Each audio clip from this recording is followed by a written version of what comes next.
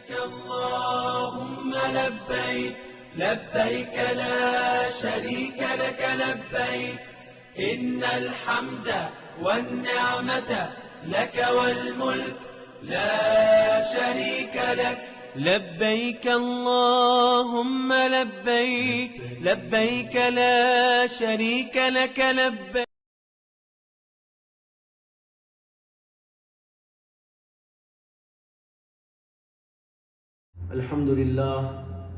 الحمد للہ وکفا وسلام علی عبادہ الذین اصطفیٰ اما بعد.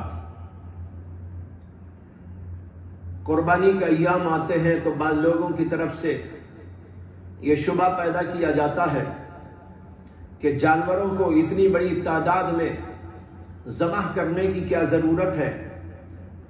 اس کے بجائے ایسا کیوں نہ کر لیا جائے کہ اس کے پیسے اور اس کی رقم غریبوں کو دے دی جائے، یا کسی علاقے کے لوگ سارے کے سارے مل کر اپنے جانوروں کی رقم کو جمع کریں اور اس رقم سے کوئی بڑے کام انجام دے، کوئی اسکول چلائیں یا اور کچھ اس طرح کا نظام بنائیں، غریبوں کی امداد کی شکلیں پیدا کریں، ان کے لیے غلے کا، اناج کا، یا ان کی اسکولی تعلیم کا، ان کے بچوں کی اسکول کی تعلیم کا، یا اسی طریقے پر دوا دارو کا، ان چیزوں کا انتظام کرے، یہ کہا جاتا ہے. لیکن یہ کہنے والے ایسا لگتا ہے کہ غور و فکر کے عادی نہیں، نہ انہوں نے یہ سمجھا کہ قربانی کا مقصد کیا ہے. جب بھی ہم کوئی بات کہیں تو سب سے پہلے ہمیں یہ سوچنا چاہیے کہ جس بات کے بارے میں ہم کلام کر رہے ہیں اس کے بارے میں ہمیں صحیح تفصیلات معلوم ہو، صحیح علم موجود ہو. اگر صحیح علم موجود نہیں ہے اور آدمی اپنی عقل سے یا اپنے دماغ سے یوں ہی کچھ کہنا شروع کر ڈالے تو اس سے جگہ جگہ انسان ٹھوکر کھاتا ہے. یہاں بھی جو لوگ یہ کہتے ہیں کہ جانوروں کی قربانی کے بجائے کیوں نہ ایسا کیا جائے کہ اس پیسے کو غریبوں کی امداد کے لیے، نصرت کے لیے، مدد کے لیے دے دیا جائے، ان کے دوا دارو کے لیے دیا جائے، یا ان کے کھانے پینے کا نظام بنایا جائے. ان لوگوں نے ایسا لگتا ہے کہ غور و فکر سے کام نہیں لیا. اس لیے میں تھوڑی سی تفصیل اس سلسلے میں عرض کرنا چاہتا ہوں تاکہ اس قسم کے سوالات اٹھانے والے لوگ غور و فکر کر سکے اور ان کے سامنے غور و فکر کے کچھ دریچے کھل جائیں. یہاں پر سب سے پہلے یہ بات سمجھے کہ ہر عمل کا، عبادت کا ایک مقصد ہوتا ہے. اللہ نے نماز فرض کی، اس کا ایک مقصد ہے. روزے کو مشروع کیا تو اس کا ایک مقصد ہے. حج کو مشروع کیا تو اس کا ایک مقصد ہے. قربانی کو مشروع کیا تو اس کا ایک مقصد ہے. ہر ایک کا ایک مقصد ہوتا ہے. نماز ہم پڑھتے ہیں، اس کا بھی ایک مقصد ہے. اگر ہم نماز کے بارے میں کہیں کہ بھائی نماز اللہ کو خوش کرنے کے لیے ہے نا، ہم نماز نہیں پڑھتے، غریبوں کی امداد کر دیتے ہیں، غریبوں کی امداد کرنے سے بھی تو اللہ خوش ہوتا ہے. بات تو بظاہر بڑی عقل کی لگتی ہے، لیکن حقیقت یہ ہے کہ بے عقلی کی بات ہے. اس کو سمجھنے کے لیے میں ایک دنیاوی مثال آپ کے سامنے رکھوں گا. دیکھیے، ہم دنیا کے بھی بہت سارے کام کرتے ہیں تو ان کے بھی الگ الگ مقاصد ہوتے ہیں. مثلا آپ کسی دوست کو تحفہ دیتے ہیں، اس کا بھی ایک مقصد ہے. اس کا مقصد کیا ہے؟ دوست کے دل کو خوش کرنا، اس کی محبت کو برقرار رکھنا یا محبت کو بڑھانا، تعلقات کے اندر بڑی ہم آہنگی پیدا کرنا. یہ مقصد ہوتا ہے کسی دوست کو تحفہ دینے کا. اسی طرح ہم کبھی کسی طالب علم کو، اسٹوڈنٹ کو، اس کی کارکردگی پر، اس کی محنت پر اور اچھے نمبرات سے پاس ہونے پر، رینک لانے پر اسے بھی کچھ انعام دیتے ہیں. اسکولوں میں رواج ہے، مدرسوں میں رواج ہے، تمام تعلیمی اداروں میں، دانشگاہوں میں رواج ہے کہ جو بچہ محنت کرتا ہے، اچھی خدمت کرتا ہے، اچھے نمبرات سے پاس ہوتا ہے، رینک لاتا ہے، تو ایسا طالب علم مستحق انعام ہے، اس کو انعام دینا چاہیے۔ اس کو انعام دیا جاتا ہے، کیوں دیا جاتا ہے؟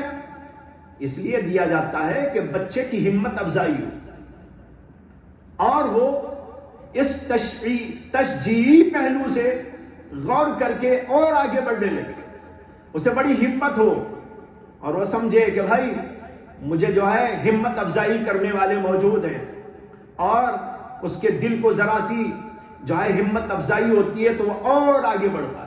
اس کے لیے طالب علم جب اچھے رینک پر پاس ہوتا ہے تو اس کو اچھے اچھے انعامات دیے جاتے ہیں۔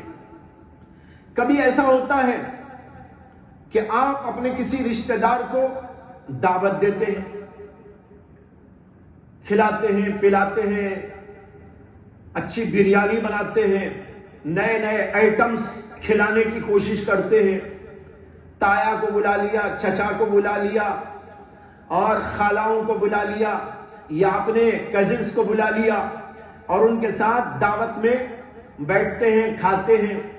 یہ بھی ہوتا ہے، شریعت کے اندر اس کا بھی حکم موجود ہے۔ یہ کیوں کرتے ہیں؟ رشتہ داری کا حق ادا کرنے کے لیے، رشتہ داروں کو خوشی دینے کے لیے، رشتہ داری کو برقرار رکھنے کے لیے۔ میں نے 3 مثالیں دی آپ کے سامنے۔ ایک مثال دوست کی دی جس کو ہدیہ دیتے ہیں، ایک مثال طالب علم اور اسٹوڈنٹ کی دی جس کو اچھے رینک لانے پر، اچھے نمبرات سے پاس ہونے پر انعام دیا جاتا ہے، اور تیسری مثال میں نے دی رشتہ داروں کی جن کو دعوت دے کر آپ خوش کرتے ہیں۔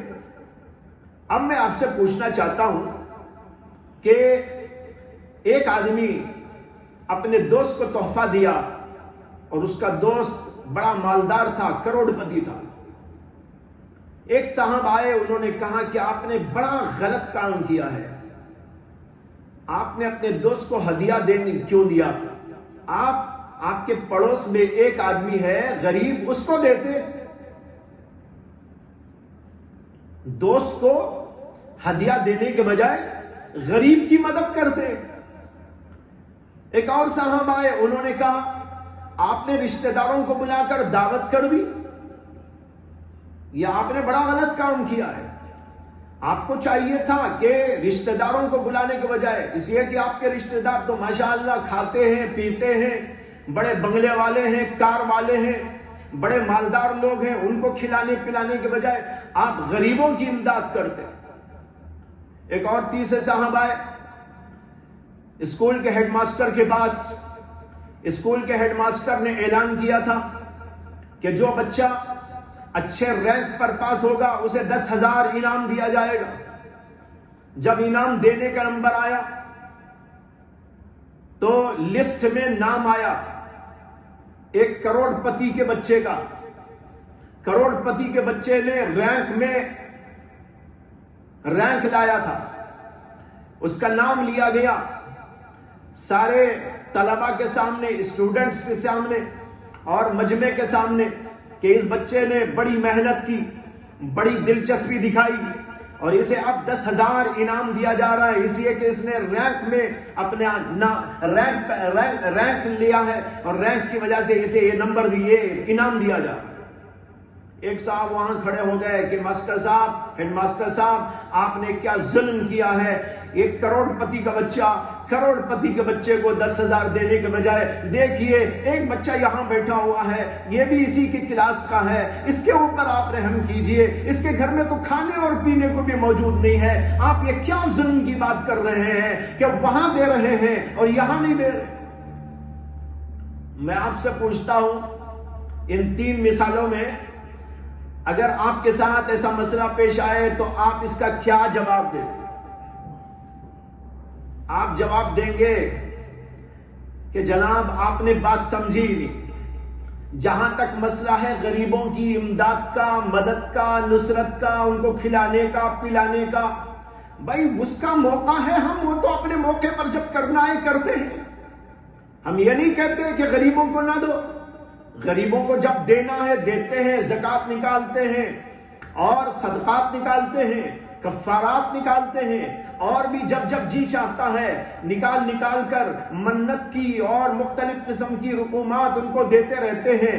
لیکن یہ جو 3 مسئلے آپ کے ہمارے سامنے اب آئے ہیں، اس کی نوعیت الگ ہے، اس کا مقصد الگ ہے۔ ایک دوست کو دوستی برقرار رکھنے کے لیے میں نے تحفہ دیا، آپ کو اعتراض ہو رہا ہے، کیا دوست کو دوستی برقرار رکھنے کے لیے ہدیہ نہیں دینا ہے؟ ارے غریب کی امداد اپنی جگہ پر، لیکن آپ یہ کہہ رہے ہیں اس کو بھی اٹھا کے وہیں دے دو۔ اسٹوڈنٹ کا معاملہ آتا ہے اور اسٹوڈنٹ ایک رینک میں پاس ہوتا ہے اور اس کو ہیڈ ماسٹر، پرنسپل اور تمام وہاں کے اساتذہ اسے انعام دینا چاہتے ہیں، اور آپ کہتے ہیں اسے انعام نہ دو، کسے دے دو؟ ایک غریب بچہ بیٹھا ہے، اس نے محنت نہیں کی ہے، غریب ہوگا ٹھیک ہے، لیکن وہ تو رینک میں پاس نہیں ہوا، وہ تو اچھے نمبرات نہیں لایا، اس کی کارکردگی ایسی نہیں ہے، تو اب یہاں یہ انعام اٹھا کر اس کو کیسے دے دیں؟ یہ تو بے عقلی کی بات ہے، بے وقوفی کی بات ہے، جہالت کی بات ہے۔ آپ کہتے ہیں، سبھی کہتے ہیں کہ ایسا نہیں ہونا چاہیے، جو رینک میں پاس ہوا، اچھے نمبرات پر پاس ہوا، 10,000 اسی کو دو، چاہے وہ کروڑ پتی کا لڑکا ہو یا ارب پتی کا، اس لیے کہ اس کا مقصد الگ ہے، اس کا مقصد الگ ہے۔ غریبوں کی مدد کا مقصد ان کے کھانے پینے وغیرہ وغیرہ کی ضروریات کو فراہم کرنا ہے۔ انعام کا مقصد تعلیمی تعلمی سلسلے میں ہمت افزائی کر کے اسے علم میں آگے بڑھانا ہے، یہ مقصد الگ ہے، وہ مقصد الگ ہے۔ اسی طرح رشتہ داروں کو دعوت دی، کسی کو بڑی ہمدردی غریبوں سے آئی، وہ کھڑا ہو گیا، اس نے کہا بھائی یہ کینسل کرو دعوت، یہ پورا پیسہ لاؤ جمع کر کے مجھ کو دے دو، میں ایک انجمن کھولوں گا اور اس کے ذریعے سے جو ہے امداد کروں گا غریبوں کی۔ آپ کہیں گے تمہاری عقل خبت ہو گئی ہے، اگر تمہیں عقل ہوتی تو ایسی بات نہ کرتے۔ ارے میاں، اس کے لیے پیسے آپ ہم سے مانگ لو، ہم دینے تیار ہیں، کم منع کر رہے کہ غریبوں کو ہم نہیں دیں گے، غریبوں کے لیے لے جاؤ، 1 لاکھ لے جاؤ، 2 لاکھ لے جاؤ، 5 لاکھ لے جاؤ، لیکن یہ کہنا تمہارا غلط ہے کہ رشتہ داروں کی دعوت نہ دو۔ رشتہ داروں کا حق ہے، چاہے وہ کروڑ پتی ہو کہ ارب پتی ہو، چاہے وہ بادشاہ وقت کیوں نہ ہو، بہت بڑے عہدوں پر فائز کیوں نہ ہو، اس کے لیے بھی حق ہے۔ شریعت نے بیان کیا ہے کہ ان کی دعوت بھی کی جا سکتی ہے، ان کو ہدیہ دیا جا سکتا ہے، ان کے لیے مختلف انداز سے اچھا سلوک اور برتاؤ ان کے ساتھ میں کیا جا سکتا ہے، یہ بھی ان کے لیے فرمایا گیا ہے، اس لیے ہم اس کو بھی کرتے ہیں۔ میں ان 3 مثالوں سے جو بات آپ کو سمجھانا چاہ رہا ہوں وہ یہ ہے، ہر عمل کا الگ الگ مقصد ہوتا ہے۔ غریبوں کی امداد الگ مقصد ہے، رشتہ داروں کی دعوت کا الگ مقصد ہے، طالب علم کو رینک پہ پاس ہونے پر اسے انعام دینے کا الگ مقصد ہے، دوست کو ہدیہ دینے کا الگ مقصد ہے۔ ان میں خلط ملط نہیں کرنا چاہیے، گڑبڑ نہیں کرنا چاہیے۔ اب آئیے اصل موضوع کی طرف۔ اصل موضوع ہے قربانی۔ قربانی اللہ نے کیوں مشروع کی؟ غریبوں کی مدد کے لیے اگر مشروع کی ہوتی تو آپ یہ بول سکتے تھے، لیکن اس کا مقصد غریبوں کی امداد نہیں۔ شریعت نے غریبوں کی امداد کے 500 دروازے کھول کے رکھے۔ زکوٰۃ اس کے لیے ہے، عام صدقات اس کے لیے ہیں، اور نظر و منت ان کے لیے ہے، مختلف قسم کے کفارات کی جو رقم ہوتی ہے وہ ان کے لیے۔ کسی آدمی نے قسم کھا لی میں یہ نہیں کروں گا، کر بیٹھا، شریعت کہتی ہے کہ اب تم کو کفارہ دینا، یہ کفارہ اٹھا کے کسے دو؟ غریبوں۔ ایک آدمی نے نظر ماری، اس نظر کا پیسہ کسے دینا ہے؟ غریبوں۔ تو زکوٰۃ غریبوں کو، صدقات غریبوں کو، نظر و منت غریبوں کو، کفارے کے پیسے غریبوں کو۔ شریعت نے اس کے لیے تو بے شمار دروازے کھول رکھے، اس میں کوئی پابندی نہیں، آپ ضرور دیجئے۔ لیکن قربانی ہی میں کیا اٹک گیا کہ آپ کو وہی نظر آتا ہے کہ امداد کی یہی ایک شکل ہے، جب شریعت نے 500 دروازے کھول رکھے ہیں۔ بعض ایسے بھی ہم نے دیکھے، وہ بیچارہ زکوٰۃ خود نہیں دیتا، حالانکہ اس کے اوپر زکوٰۃ ہے، لیکن اعتراض کرتا ہے قربانی دینے والوں کو۔ اگر تجھے ہمدردی تھی غریبوں سے تو کیوں زکوٰۃ نہیں نکالا؟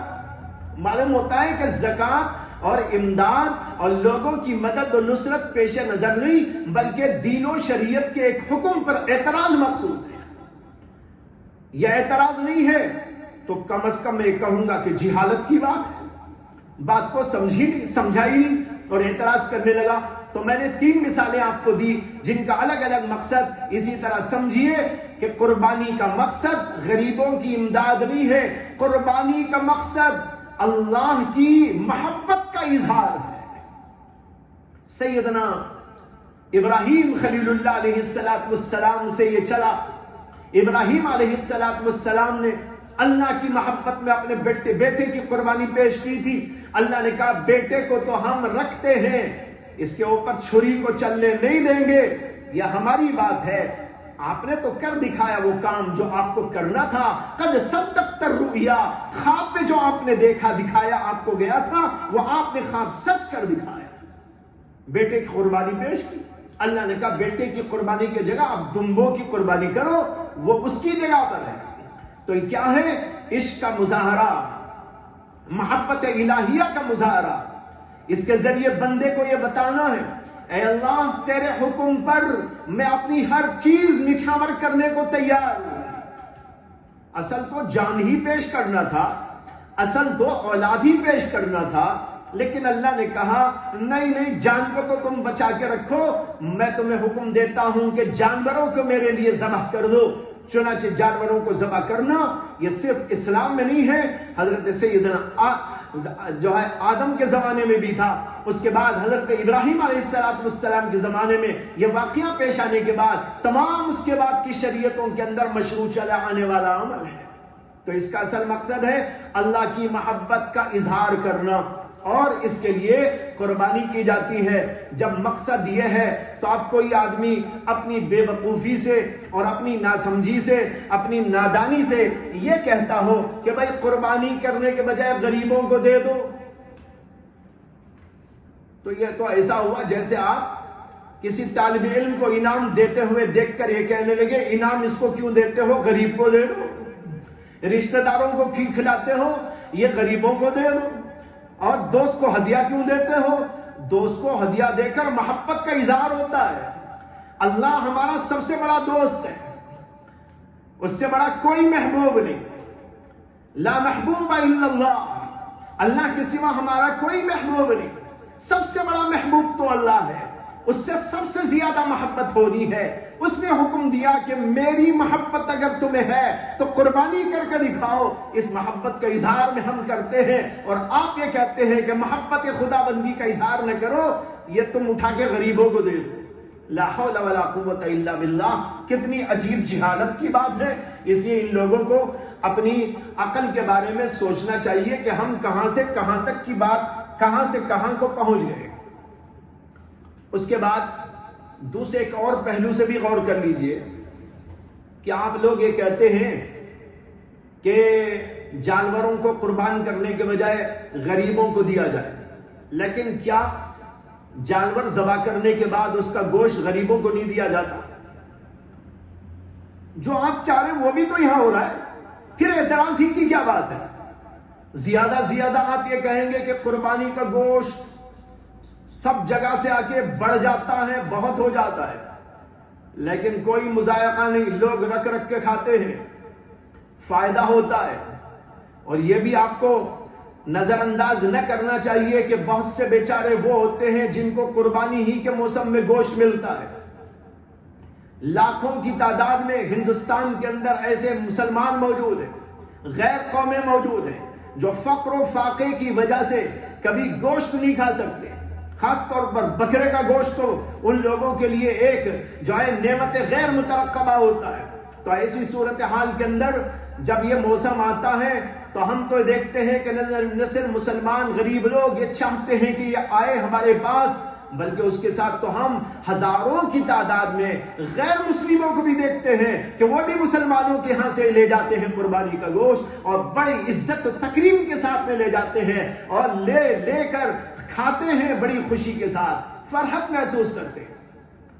آپ ذرا سوچیں اعتراض کرنے والے لوگ کہ جب آپ اچھی ڈشیں پکا کے کھاتے ہیں تو آپ کو خوشی ہوتی ہے کہ نہیں ہوتی؟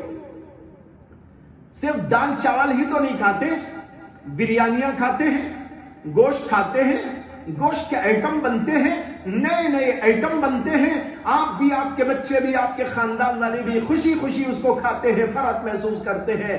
اب آپ کو ہمدردی ہے تو یہ سمجھے غریبوں کا ایک بہت بڑا طبقہ وہ ہے جن کو گوشت سال بھر نہیں ملتا، یہ کبھی کبھی ملتا ہے، یہ موسم آتا ہے تو کچھ فراوانی کے ساتھ ان کے بچے بھی، وہ بھی، ان کے خاندان کے لوگ بھی ذرا دلچسپی کے ساتھ دل بھر کے گوشت کھا لیتے ہیں، اور آپ اس کے اوپر پابندیات کرنا چاہتے ہیں یہ کہہ کر کہ ان کو پیسے دے دیے جائے۔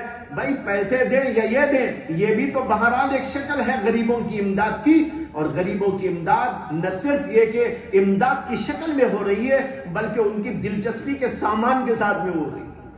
تو معلوم ہوا یہ اعتراض کا کوئی موقع نہیں ہے بلکہ یہ سراسر معقول بات ہے، ایک تو اس کے مقصد کے اعتبار سے، اور دوسرے ضمنی طور پر اس کا جو فائدہ مرتب ہوتا ہے کہ ہزاروں ہزار غربا اس کے گوشت سے فائدہ اٹھاتے ہیں، بلکہ بہت ساری جگہ پر ایسا بھی ہوتا ہے کہ مسلمان یہ گوشت غریبوں ہی میں امداد کی نیت کے ساتھ دوسرے مختلف ایسی جگہوں پر اس کو کاٹتے ہیں، ذبح کرتے ہیں جہاں غریبوں کی مدد آسانی سے کی جا سکتی ہے۔ تو اس طرح یہ تو اپنی جگہ پر غریبوں کی امداد کی شکل بھی ہے۔ اللہ تعالیٰ مجھے بھی آپ کو اچھی سمجھ اور فہم عطا فرمائے، اور دینی مسائل کو، دینی حقائق کو سمجھنے کی توفیق عطا فرمائے۔ وآخر دعوانا ان الحمد للہ رب العالمین۔